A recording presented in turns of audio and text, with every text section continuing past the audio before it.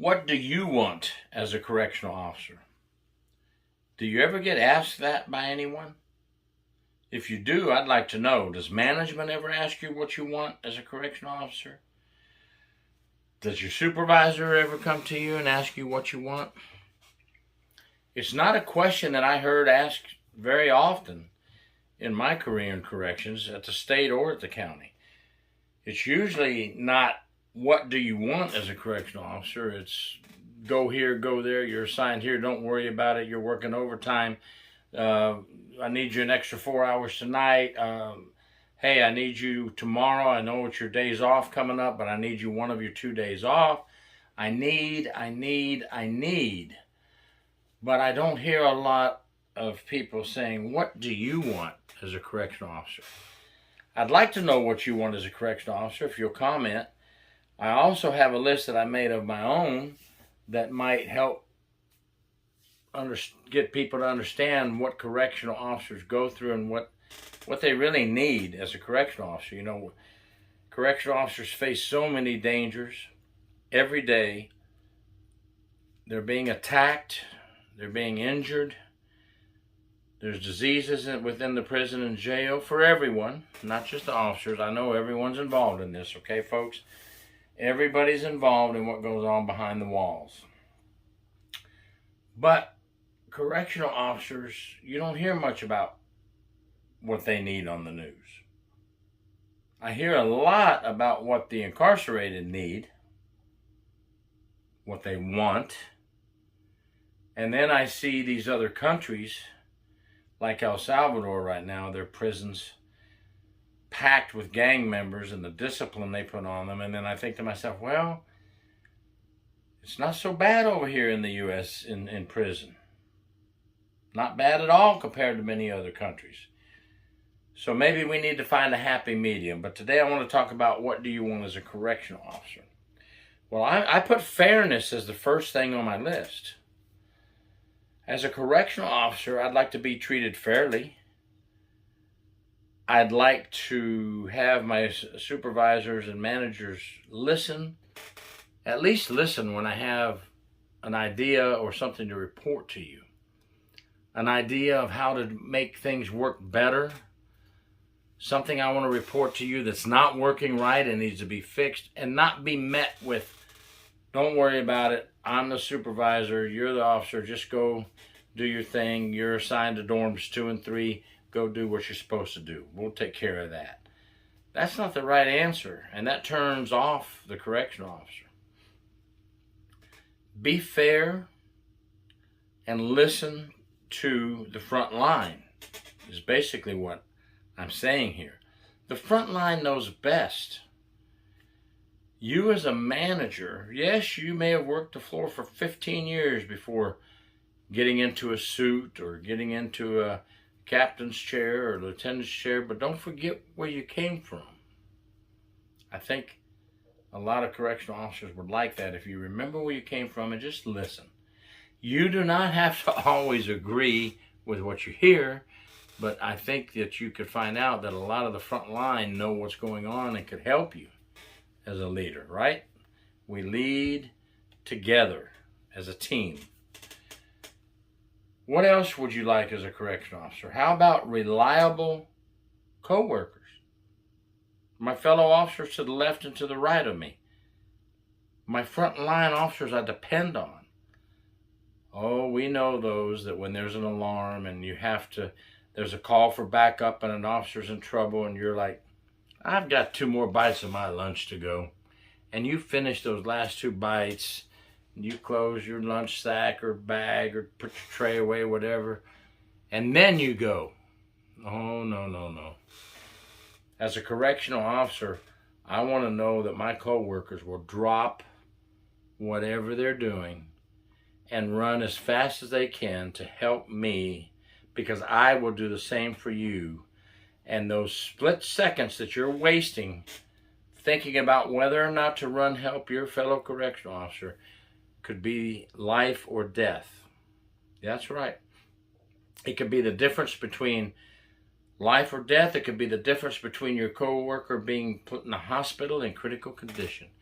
Because if you could have gotten there 6 seconds earlier, you could have prevented that officer from having their head cracked open when the inmate picked them up and dropped them on a concrete sidewalk, like we had happen at a prison here in Florida not too long ago. Give it your best and all go to help your fellow officer. What else do I want as a correctional officer? Well, thanks for asking. I'd like, when it's my turn to be relieved of duty to go to lunch, that you don't cut into my lunchtime, if I even get one, and you respect my lunchtime and I'll respect yours. Don't spend 10 extra minutes on your lunch hour or your lunch break, 15 minutes in many cases, right? If any. And now I've got 5 minutes to use the restroom and try to eat something or run down and get something. No. Respect your fellow officer. That's what I would like. Shift change. I've done my 12-hour shift or my 16-hour shift or my double shift. I'd like you to be there on time. Okay, I'll be there on time for you. What do I want as a correctional officer? I want management to take my safety seriously. I want them to review what we're going through, what's happening on the compound.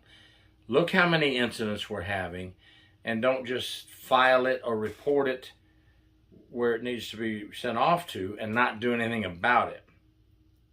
Oh, you realize last year in 2022 we had 10 more assaults on officers than we had the year before? And already this year we have this many? File it, send it off. No, I know you have to file it. I know you have to report these things to certain areas, but let's do something about it now. Let's don't just go off to get a cup of coffee and forget about that. Let's go. Let's take care of it. Let's get safety equipment up to par for our officers. Let's get training up to par for our officers. Let's go to the classification department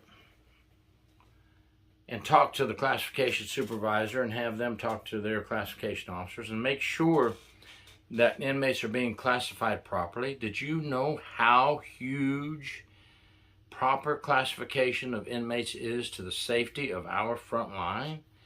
If you ignore anything during the classification period, you could place officers and inmates in danger by not having gang members put in correct places, not having dangerous, known inmates who have assaulted staff numerous times over and over at different institutions. You have to know your inmate population.